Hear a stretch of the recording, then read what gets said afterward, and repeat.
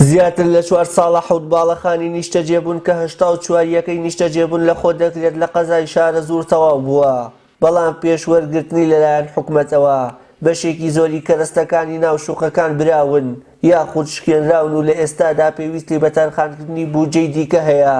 بۆ ئەوەی هاوڵاتیان بتوانن لێی سوودمەند بن. هەم خەڵک خراپە، خەڵکی منتیخەکە بەعام چاودێریان نەکردو، ینی خەڵکی وازی لە ماڵ و مناڵی خۆی هێنابوو چۆن بەردبارانیەکە چۆن نایکە کرا بە ئەمە کرا بە هەر شوێ، بەڵام کولایانی پەیوەندیداریش تا حدێک کەمتر خەم بوو، چونکە نە ئەوەیە حرەسێکی بۆ دابین کردایە یاوەکو وایە سیاجێکی وە کردا لە عەقل. ئەمە ڕاستیە پارەی میلەتە، بەم شێوە بەهادەر دراوە. ئێستا تۆی بینی کە ئەمە گەر بە عەرز تەوزیع کرایە هەموو ماڵێک 100 مەترێکەوت، هەموو کەسێکی کرێنشین 100 مەترێکەوت بە پێی ئەم مەساحەم عەرزە داگیر کراوە تا خوارەوە کراوە بە بینانە، ئەمەش بیناکانە کە سووری لێ نابینرێ.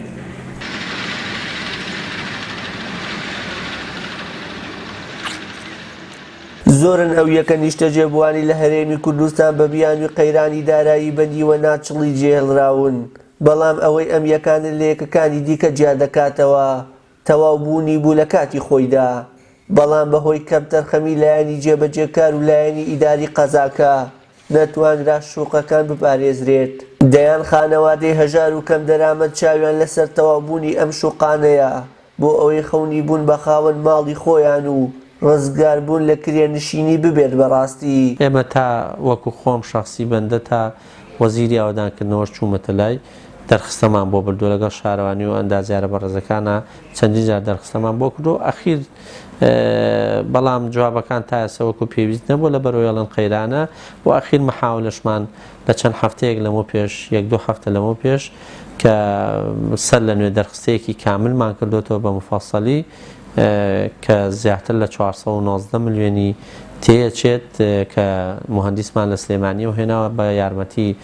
برادرانی بەڕێوەتی ئاوادانکردنەوە. زۆر سوپاسیان دەکەین کە بەدەم بانگەگوازەکەمانەوە هاتن و لەگەڵ شارەوانی ئێرە هەمومان لیژنەکان هاتن و تەخمینێکیان کرد. بە شخصی خۆم بردوومەتە لای پارێزگار و چاوەڕێوەیەش پارێزگاریش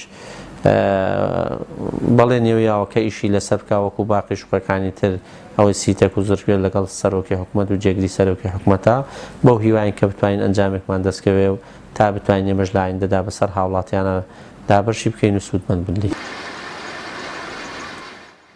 بەپێی بەدوادارچوونەکانی پەیام بڕیارە بە هاوکاری پارێزگاری سلێمانی ئەم پرۆژەیە لەگەڵ چەند پرۆژەیەکی دیکەی ناوچەکانی دیکەی هەرێمی کوردستان یەک بودجەیان بۆ تەرخان بکرێت و بەم شێوەیەش ئەو پرۆژانە ڕێژەیەکی زۆری کارەکانیان